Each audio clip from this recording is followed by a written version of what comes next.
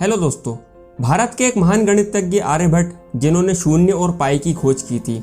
महान आर्यभट्ट ने विज्ञान और गणित के क्षेत्र में अपना महत्वपूर्ण योगदान दिया है। इसके साथ ही वे एक अच्छे खगोल शास्त्री भी थे। इनका नाम न केवल भारत देश में प्रसिद्ध है बल्कि इनकी प्रसिद्धि विदेशों तक फैली हुई है। और साथ ही ऐसा भी माना जाता है कि निकोलस कोपरनिकस से पहले ही इन्होंने पता लगा लिया था कि पृथ्वी गोल है और वे सूर्य के चक्कर लगाती है। तो दोस्तों आइए आज की इस वीडियो में हम महान गणितज्ञ आर्यभट्ट जी के जीवन को शुरू से जानते हैं। दोस्तों आर्यभट्ट जी के जन्म के बारे में इतिहासकारों की अलग अलग राय है।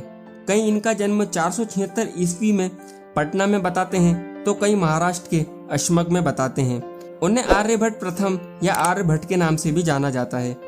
10वीं शताब्दी के भारतीय गणितज्ञों में वे इसी नाम से प्रसिद्ध हैं।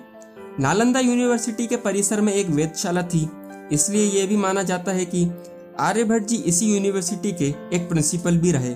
दोस्तों महान आर्यभट्ट जी ने अपने पूरे जीवन काल में कई ग्रंथों की रचना की थी, जिनमें से उनके आर्यभट्टीय दशगीतिका और आर्यभट्ट सिद्धांत प्रमुख थी। उनकी आर्यभट्ट सिद्धांत नामक ग्रंथ विलुप्त थे, जिसके सिर्फ 34 श्लोक ही फिलहाल उपलब्ध हैं। प्राचीन समय के लोगों का माना गया है कि आर्यभट्ट जी ने सबसे ज्यादा बार इसी ग्रंथ का उपयोग 7वीं सदी में किया था, जिसमें उन्होंने अंक गणित, बीज गणित, त्रिकोणमिति की व्याख्या बड़े ही आसान तरीके से की थी। साथ ही वर्गमूल, घनमूल, समानांतर श्रेणी समेत कई समीकरणों को भी इसी ग्रंथ में आसान भाषा में समझाया गया है। कुल मिलाकर आर्यभट्ट जी के इस ग्रंथ में 121 श्लोक मौजूद हैं, जिन्हें अलग अलग विषयों के आधार पर बांटा गया है। उनके इस ग्रंथ में 108 छंद हैं, जिसको वे आर्यभट्टीय नाम से संबोधित करते हैं। दोस्तों महान गणितज्ञ और वैज्ञानिक आर्यभट्ट जी ने अपने सिद्धांतों से विज्ञान और गणित के क्षेत्र में अपना महत्वपूर्ण योगदान दिया है। उन्होंने शून्य, पाई आदि की खोज कर मानव जन का काम काफी हद तक आसान किया है। दोस्तों आर्यभट्ट जी ने दशमलव के 4 अंकों तक पाई का मान बताया है।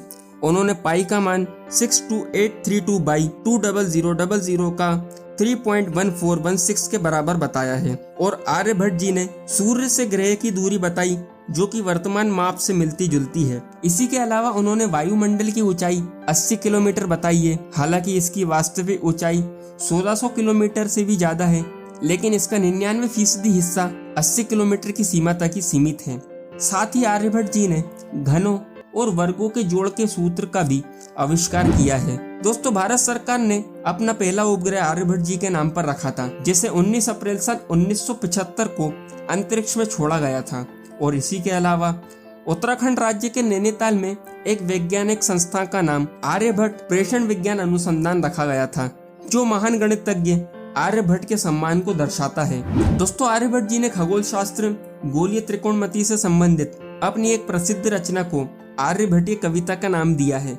ये किताब प्राचीन भारत की सबसे पसंदीदा किताब रही। इस किताब में उन्होंने अंक गणित, बीज गणित के 33 महत्वपूर्ण नियम बताए थे। आज पूरी दुनिया में पढ़ी जाने वाली त्रिकोणमिति की खोज महान आर्यभट्ट जी ने ही की थी। दोस्तों इसी के साथ उन्होंने सूर्य ग्रहण और चंद्र ग्रहण लगने की भी खोज करी थी।